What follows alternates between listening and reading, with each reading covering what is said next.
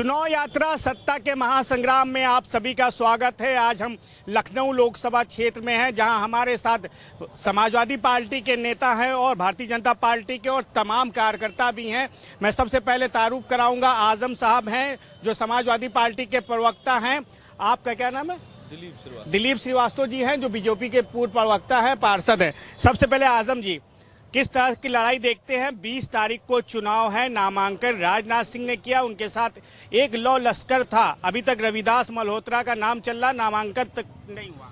रविदास मल्होत्रा जी कल नामांकन करने जा रहे हैं। अब कल आपको दिख जाएगा कि लाव लश्कर कितना है। रविदास मल्होत्रा लखनऊ के एक जमीनी नेता हैं और जमीन से जुड़े हुए लोग हैं। वो कई बार विधायक रहे हैं, कैबिनेट मंत्री रहे हैं, बिल्कुल जनता से जुड़ा हुआ नेता है। हमने हाई फाई प्रत्याशी नहीं दिया, बल्कि जनता के बीच का जनता का नेता दिया है।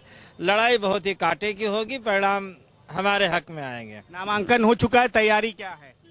नामांकन तो आपने देखा कि जनता के द्वारा चुने हुए जिस व्यक्ति ने रक्षा मंत्री के तौर पे लखनऊ में विकास पुरुष पे जो अटल जी का लखनऊ, जो अटल जी ने जो लखनऊ में विकास कार्य किया, उसको आगे बढ़ाते हुए सामने पुलों का जाल, सारी चीज़ें जो लखनऊ में ऐतिहासिक विकास कार्य, पूरे हिंदुस्तान में जिस प्रकार से पुलों का जाल और जो विकास कार्य हुए हैं वो लखनऊ में ही हुए हैं।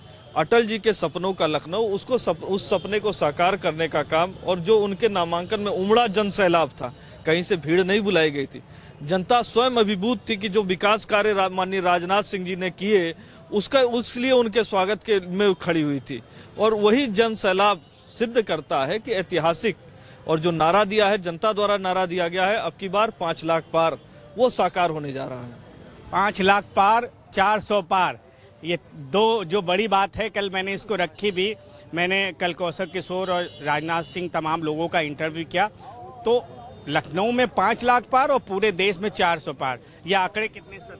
400 पार का नारा आज भाजपा भूल चुकी है। अब शायद ही उसके प्रचार तंत्र में कहीं आपको 400 पार दिखता होगा। 400 पार ये चाहते क्यों थे? 400 पार ये इसलिए चाहते थे कि भारतीय संविधान बदला जा सके। आखिर सरकार चलाने के लिए 272 की संख्या की जरूरत होती है, मजबूत सरकार 300। 400 पार इसलिए क्योंकि दलितों, पिछड़ों, अल्पसंख्यकों को जो अधिकार मिले हैं उसे छीना जा सके, पिछड़ों से आरक्षण छीना जा सके, अनुसूचित जात का आरक्षण छीना जा सके। और अभी हमारे भाजपा के साथी कह रहे थे लखनऊ का विकास अगर गिनना है तो अखिलेश जी की 2012 से 2017 की सरकार को आप याद करिए। कौन कौन से काम याद करना चाहेंगे? मेट्रो आपको सामने दिख रही है, एकाना स्टेडियम, आप सोच सकते हैं कि आज लखनऊ एक इंटरनेशनल स्टेडियम है। जो IPL हो रहा है, कितने फैन लोग हैं जो खुश हैं, और कितना लखनऊ का आर्थिक विकास भी हो रहा है। हमने अमूल का डेयरी प्लांट दिया, HCL टेक लाए, जिससे क्या है बहुत सारे लोगों को रोजगार मिला। यानी हमने जो काम किए वो रोजगार सृजन का भी काम किया है, यानी लोगों को, युवाओं को रोजगार भी मिले। ज्ञानेश्वर मिश्रा पार्क हमने बनवाया, बहुत सारे काम अखिलेश यादव जी ने किए हैं, शायद जिसका संरक्षण भी अब भाजपा सरकार नहीं कर पा रही है। बिल्कुल, बहुत वादे किए, बीजेपी ने भी किए, और सपा अपना सब काम गिनाती जाए, वो कहना स्टेडियम हो जाए, मेट्रो हो जाए, ज्ञानेश्वर मिश्र पार्क हो जाए, रिवर फंड हो। कहा गया कि 10 साल में जो भारतीय जनता पार्टी को करना चाहिए वो नहीं किया। अभी देखा जा रहा है कि एक ओवर ब्रिज बन रहा है कई दिनों से, वो आपके संसदीय क्षेत्र में वो बन के तैयार हो रहा है। और बड़े काम क्या राजनाथ सिंह ने किए? माननीय राजनाथ जी ने जो बड़े कार्य किए हैं वो तो आपने देखा ही है, लेकिन आपने जो अभी विकास कार्य बताए, विकास कार्य जो अखिलेश जी की सरकार में दिखते थे, जो अखिलेश जी के सरकार में जो इन्होंने विकास कार्य दिखाए, वो तो जो लूट खसोट की भेंट चढ़ते गए और तमाम जांचें चल रही हैं उस पर, और उनका विकास कार्य तो वहाँ पे टोटी कहीं दिखती थी, कहीं कालिदास मार्ग में अपने स्तर पे उन्होंने जो चीज़ें दिखाई वो एक जगह पे सिर्फ सीमित दिखाया। उत्तर प्रदेश जिस प्रकार से पूरे हिंदुस्तान में पिछले पायदान में गिना जाता था हर योजनाओं में, आज क्या स्थिति है? स्वच्छता के मामले में उत्तर प्रदेश की स्थिति बेहतर है, और उत्तर प्रदेश जो निचले पायदान पे था, जो योजनाओं का लाभ सीधे नहीं मिलता था, वो योजनाओं पे सीधे लाभ आम आदमी को मिल रहा है। आप जनता के पास जाएंगे, जनता के पास भी बात जाएंगे। बेरोजगारी एक बड़ा मुद्दा है नौजवानों के लिए, मगर कांग्रेस न्याय की गारंटी दे रही है। उसके घोषणा पत्र में है कि नौकरी की गारंटी, आपकी बेरोजगारी की गारंटी, रोजगार देगी। तो क्या लगता है कि जब चुनाव आता है तो बड़ी बड़ी पार्टियां जो घोषणा पत्र करती है जीतने के बाद पूरा करती है? जब चुनाव आता है तो बीजेपी सरकार इस तरह से अपने मुद्दे पेश करती है कि हम जो है 4 लाख नौकरियां देंगे या 50 लाख नौकरियां देंगे और 15-15 लाख रुपए सबके अकाउंट में आएंगे। चुनाव आने के बाद, जीतने के बाद, चाहे वो बीजेपी का कोई भी प्रवक्ता हो, जीतने के बाद वो ऐसे घुस जाता है जैसे चूहा अपने बिल में घुस जाता है। बीजेपी के प्रवक्ता मतलब दिखता ही नहीं है। अभी आप देख लीजिए, अभी चुनाव चल रहा है, चुनाव का मतलब माहौल है पूरा चारों तरफ, हर आदमी बोलेगा इस बार 400 पार, इस बार 400 पार, लेकिन आप आदमी से पूछिए तो उसकी दिल के अंदर क्या है। कांग्रेस जो है न्याय पत्र दिया है, उसमें गारंटी लिया है क्या? पहले तो मैं एक बात ये बताना चाहूंगा, जैसे अभी समाजवादी के प्रवक्ता ने बताया कि संविधान खत्म कर देंगे, तो मैं आपके चैनल के माध्यम से ये बताना चाहता हूं कि बाबा साहब खुद भी आ जाएं तो संविधान नहीं खत्म हो सकता, क्योंकि ये एकदम एक झूठ फैला रहे हैं। और हम लोग जो है विकास के दम पर इस बार माननीय रक्षा मंत्री जी को 5 लाख पार और 400 सीट के जो नारे के वादे, वो बिल्कुल एकदम सत्य हो रहा है। इससे पहले जो लोग संविधान बदलने की बात कह रहे हैं, संविधान में इससे पहले भी तमाम बार संशोधन करके इन लोगों ने संविधान को बदलने की कोशिश करी है, लेकिन भाजपा के नेताओं ने, भाजपा के शीर्ष नेतृत्व ने स्पष्ट कह दिया कि कोई भी संविधान में बदला नहीं जाएगा। ये अफवाह फैलाई जा रही है। और ये जो राहुल गांधी जी तरह की बातें कर रहे हैं, इनके लिए तो सीधी सीधी एक ही बात है, कह गए राम सिया से ऐसा कलयुग आएगा, कह गए राम सिया से ऐसा कलयुग आएगा, माता पिता करेंगे चर्च में शादी, बेटा ब्राह्मण कहलाएगा। एक डाल पे उल्लू बैठा, एक डाल पे तोता, एक डाल पे उल्लू बैठा, एक डाल पे तोता, ब्राह्मण बनकर घूम रहा है फिरोज गांधी का पोता। ये कैसी बात है? आपसे ले लेते हैं एक सवाल कि आप जो मैं आऊंगा आपके पास, आऊंगा आपके आऊंगा। आप नाराज क्यों हो रहे हैं? इस तरह की नहीं, नाराज होने की नहीं, बात सब रखने। आपके ही लोग थे, आपके ही लोग बात रखे की बात आऊंगा मैं। जब इनको पूरा समय दे रहे थे, आपने माइक हटा दिया मेरे पास से। आप पूरा समय दीजिए ना। नहीं, हमारे लोग नहीं, जो विषय आपने मुझसे प्रश्न किया, वो विषय जब आप हमसे आधी बात हमसे रखिए, आपने तुरंत माइक हटा दिया। अगर आप हमको बुलाए हैं तो आप हमसे पूरी बात तो रखिए। जो संविधान की बदलने की बात हो रही है, भारत का संविधान की मूल प्रस्तावना, मूल उद्देश्य संविधान की प्रस्तावना है, हम भारत के लोग भारत को संपूर्ण प्रभुत्व संपन्न समाजवादी पंथ निरपेक्ष लोकतंत्रात्मक गणराज्य बनाने के लिए लोग चुनते हैं, लोग के द्वारा बनाया गया है, इसे कोई बदल नहीं सकता। संविधान में संशोधन होता है और भारत में संविधान में संशोधन किस प्रकार से साबानो प्रकरण में किया गया, सर्वोच्च न्यायालय तक मामला गया, ये किसने बदलने का काम किया था? कांग्रेस ने किया था। ये भावनाएं फैलानी नहीं चाहिए। आरक्षण कहीं समाप्त नहीं हो रहा है, आरक्षण सभी लोगों के लिए है। और भारतीय जनता पार्टी की केंद्र की सरकार हो चाहे राज्य की सरकार हो, सभी व्यक्ति को योजनाओं का लाभ मिल रहा है। अल्पसंख्यक मतलब सिर्फ एक मुस्लिम वर्ग नहीं, अल्पसंख्यक के अंतर्गत जो भी आ रहे हैं, चाहे मुस्लिम हो, चाहे सिख हो, चाहे जितने लोग हैं अल्पसंख्यक जो परिभाषित किया गया, सभी को योजनाओं का पूर्ण रूप से लाभ मिल रहा है। और आज भारतीय जनता पार्टी के साथ मुस्लिम महिलाओं से लेकर जिन लोगों को योजनाओं का लाभ मिला है, उनको सीधे सीधे भारतीय जनता पार्टी के साथ है। इसलिए जनता द्वारा कहा गया है 400 पार। देखिए, आप गठबंधन से एक सवाल भी ले सकता हूं कि कांग्रेस और सपा और तमाम दल मिलकर एक चुनाव लड़ रहे हैं। बीजेपी का कहना है कि आप लोग महिलाओं के जेवर तक बेच देंगे आने वाले समय में।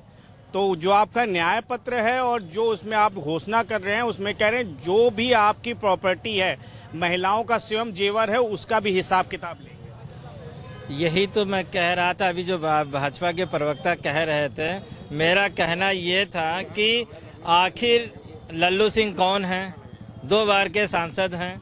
अनंत हेगड़े 2 बार के सांसद हैं।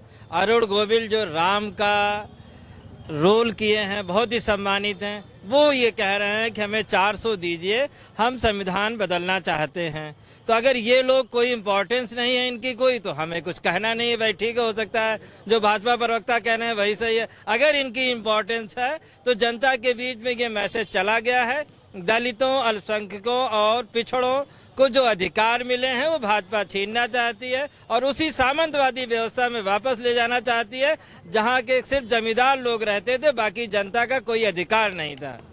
और जी, नहीं, ये बयान जो आए आपके नेताओं के आए हैं संविधान बदलने के, इस पे क्या कहेंगे? संविधान कोई भी व्यक्ति बदल नहीं सकता। मैंने संविधान की प्रस्तावना आपको स्पष्ट रूप से बताई। संविधान में संशोधन किसने किया, किस प्रकार से संविधान को पलटने का काम किया, ये सभी ने देखा है, कांग्रेस की सरकारों में हुआ। और जहां तक आप बता रहे हैं तो सैम पित्रोदा ने जो बात कही कि जो विरासत के बाद जो संपत्ति छीनने का जो अमेरिका में जो पद्धति वो भारत में लागू करने की बात किसने की? सैम पित्रोदा कौन है? कांग्रेस के। वो सारी मानसिकता स्पष्ट रूप से झलकती है कि किसी की संपत्ति को हड़पने का काम कौन करने जा रहा है। विरासत पर जो संपत्ति की बात हो रही है, सैम पित्रोदा का जो विजन है वो कौन बता रहा है? अभी आप बता रहे थे तो वो सारी चीजें, तो वो दृष्टिकोण किसका है? कांग्रेस का दृष्टिकोण है। संपत्ति हड़पने का काम किसने कौन करने जा रहा है? और आय से अधिक संपत्ति के मामले किस पे दर्ज है? लूटने खसोटने का काम किसने किया है? उत्तर प्रदेश में चाहे बसपा की सरकार रही हो, चाहे समाजवादी पार्टी की सरकार रही हो, या कांग्रेस के जितने लंबे भ्रष्टाचार रहे हो, आज भ्रष्टाचार मुक्त, अपराध मुक्त उत्तर प्रदेश है और पूरे भारतवर्ष में इसकी स्थिति बदली है। बिल्कुल, आम आदमी पार्टी के भी नेता हैं, क्या कहना चाहेंगे? चुनाव है, भारतीय जनता पार्टी 400 पार और लखनऊ में 5 लाख पार की बात। ये 400 पार की बात करें या 543 कुल सीटें होती हैं लोकसभा की, ये टोटल की बात कर लें, लेकिन ये इनके इरादे बेनकाब हो चुके हैं। और जिस तरीके से इन्होंने केवल मंदिर का मुद्दा हाईलाइट करके केवल उसी पर, नहीं बिल्कुल गलत नहीं है, हम लोग भी भक्त हैं, लेकिन ये कहते हैं कि कांग्रेस मंगलसूत्र को छीनने की बात कर रही है।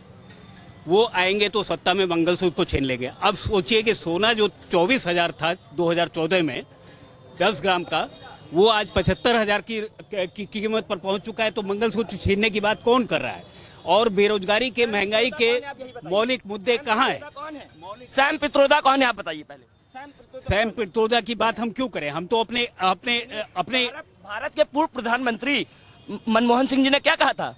भारत के संविधान, भारत में पहले संसाधनों में पहला अधिकार किसका होगा? अल्पसंख्यकों को। किसने कहा था? डॉक्टर मनमोहन सिंह जी ने कहा था ना। तो फिर ये क्यों बात पलट रहे हैं? अपनी बात को मानिए ना। देखिए, हम कांग्रेस के प्रवक्ता नहीं हैं और गठबंधन के तहत हम उसके साथ हैं और कांग्रेस की बहुत सी गलतियां हो सकती हैं, लेकिन अभी जो चुनाव आया है सामने, वो चुनाव किन मुद्दों पर होना चाहिए? हमारा तो असली यही मुद्दे होने चाहिए। देखिए, कांग्रेस भी कह रही है कि मैं गारंटी ले रहा हूं, बेरोजगारी दूर करेंगे, जो महिलाओं के अधिकार की बात करेंगे, महिलाओं को 1 लाख रुपए साल का देंगे, शिक्षा की बात करेंगे, बेरोजगारी की बात करेंगे, तमाम चीज कह रही। कांग्रेस कह रही है कि कांग्रेस का भी नेता कोई, आप उसको अपराधी कहते हैं, और जब भारतीय जनता पार्टी में आता है तो वॉशिंग मशीन की तरह उसको घोल के पेवर कर देते हैं। मुद्दे उठाना विपक्ष का काम है। सरकार चल रही, सकारात्मक रूप से आप मुद्दे उठाइए। मुद्दे उठाने के लिए किसने मना किया? लेकिन लोकसभा में अगर आप आंख मारने का काम करेंगे तो आप मुद्दे कैसे उठाएंगे? आप जनता की आवाज बनिए, सड़क से लेकर सदन तक संघर्ष करिए। आपसे किसने मना किया? आप घूमिए ना। और जनता भी है, एक जनता और है, इनके पास भी आएंगे, दूर से चाय पीते हैं। बताइए क्या कहना चाहते हैं?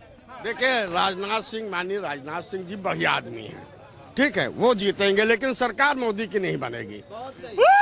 इनका कहना है कि राजनाथ सिंह बढ़िया आदमी है, सरकार मोदी की नहीं बनेगी।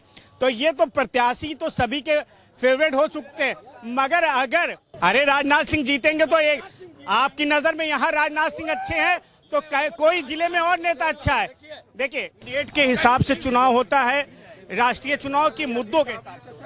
राष्ट्रीय चुनाव मुद्दों के आधार पे होगा। मुद्दे महत्वपूर्ण हैं। महंगाई, बेरोजगारी बहुत ही महत्वपूर्ण मुद्दा है। अभी CSDS ने अपने आंकड़े में कहा है कि 50% चुनावी मुद्दा महंगाई और बेरोजगारी है, बाकी मुद्दे गौड़ हैं। तो यकीनन हो सकता है कि जनता की पसंद हो सकते हैं राजनाथ सिंह, वो एक अलग विषय है, लेकिन चुनाव जनता मुद्दों पे करने जा रही है। और वो केंद्र की जो वर्तमान सरकार की लूट घसोट है, इलेक्टोरल बॉन्ड, आप बताइए इलेक्टोरल बॉन्ड क्या है? एक महा घोटाला है। अभी कोविशील्ड कंपनी के बारे में कल लंदन में छपा है कि वैक्सीन गलत लगी हुई है, मतलब उसमें जो वो है तत्व है वो गलत है और उससे हार्ट अटैक और ब्रेन हेमरेज की संभावना है। उसी कोविशील्ड से भाजपा ने 500 करोड़ रुपए का चंदा लिया है, 500 करोड़ रुपए का। देखिए, कोरोना काल में जो लोग अपने घर में बैठे हुए थे, एसी कमरों में राजनीति की बात करते थे, ट्विटर फेसबुक पे आते थे, जब विपक्ष की बात रखनी चाहिए थी, जो अगर गलत चीज है तो उसको उठाना चाहिए था, उन सकारात्मक मुद्दों पे तो वो चुप्पी साध ले गए। आप कोरोना काल में कुछ गलत था, जनसेवा करते आप, लेकिन कोरोना काल में अगर जनसेवा की मिसाल किसने कायम की? कोरोना काल में जनसेवा की मिसाल किसने कायम की? भारतीय जनता पार्टी के कार्यकर्ताओं ने की। सड़क पे कौन दिखा? भारतीय जनता पार्टी के कार्यकर्ता दिखे।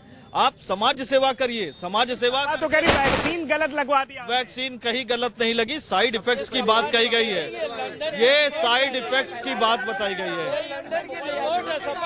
साइड इफेक्ट देखिए, विकास की बात कर रहे हैं। मैं आम नागरिक हूँ, आम जनता हूँ, मैं प्रोफेसर हूँ यूनिवर्सिटी में, और मैं ये देख रहा हूँ जहाँ विकास की बात है, विकास में सिर्फ दो ही पार्टी ने विकास किया है। केंद्र की बात नहीं कर रहा हूँ, मैं राज्य की बात कर रहा हूँ, मैं अपने क्षेत्र की बात कर रहा हूँ, यहीं का रहने वाला हूँ, लखनऊ का। मायावती ने गोमती नगर का विकास किया, और बचा कुचा विकास अखिलेश यादव जी ने किया, जो हमारे जैसे मेट्रो है या स्टेडियम है या और भी चीजें, बहुत सारी चीजें हैं, विकास किया। एक तो ये बात हो गई। तीसरी बात ये है, जो कह रहे हैं कि जो है कि राम मंदिर की बात है, मैं ब्राह्मण आदमी हूँ, अपनी बात कर रहा हूँ। राम मंदिर जब स्वयं भगवान ने चाहा तो मंदिर बना, किसी की मर्जी से नहीं राम मंदिर बना। इनिशिएशन एक अलग चीज है, एक इनिशिएट कर दिया आपने। मैं कहाँ कह रहा हूँ भाई, मैं जितना आस्थावान हूँ, मैं तो ब्राह्मण आदमी हूँ, मैं तो खुद कह रहा हूँ, मैं किसी की बात नहीं कर रहा हूँ। एक जन और अभी अब विकास की बात कर रहा हूँ, मैं विकास की बात कर, एक मिनट, अब मैं विकास की बात कर रहा हूँ।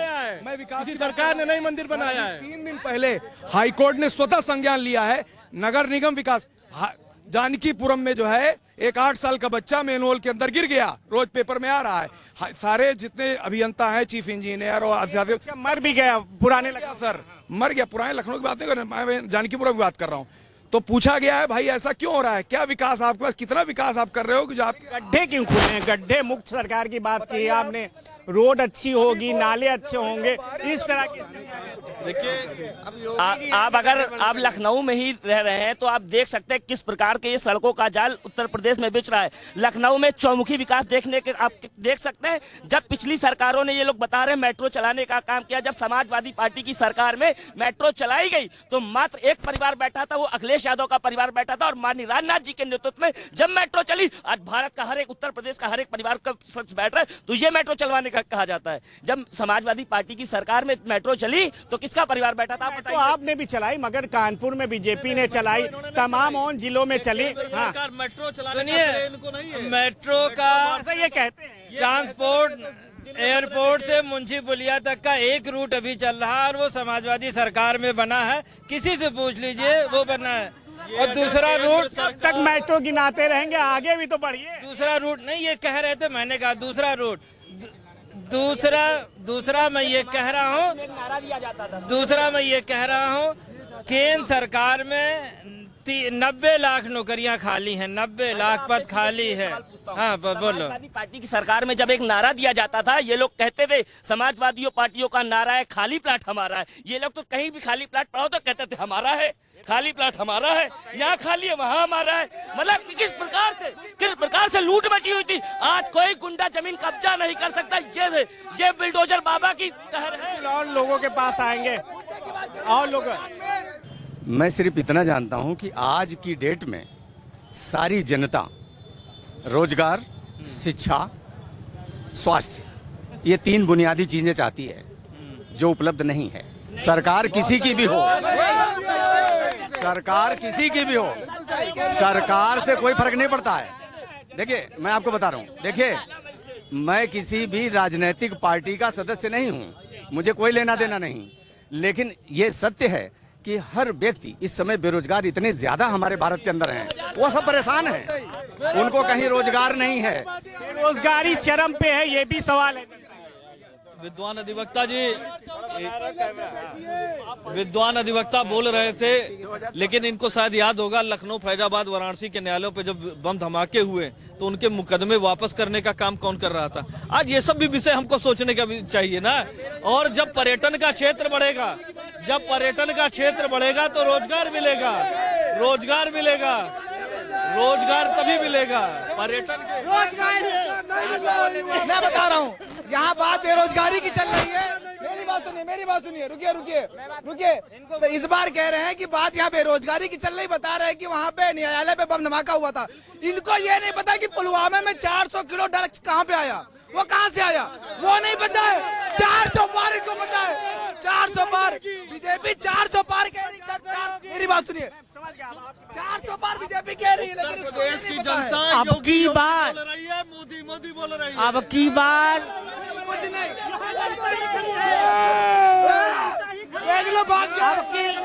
अब की जो है तीसरी जलौनी में जल जाती है।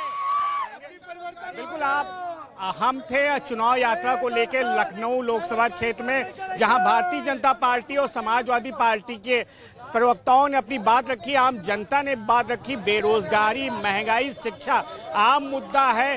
भारतीय जनता पार्टी का कहना है कि 400 पार और लखनऊ में 5 लाख पार के नारे के साथ भारतीय जनता पार्टी चुनाव लड़ रही है। ये तो 4 जून को पता चलेगा कि कितने नारों के साथ भारतीय जनता पार्टी आगे जाती है। 400 पार देश में होता है या 5 लाख पार लखनऊ में होता है। कैमरामैन शिवांशु के साथ साहिद सिद्दीकी, एशियन न्यूज, लखनऊ।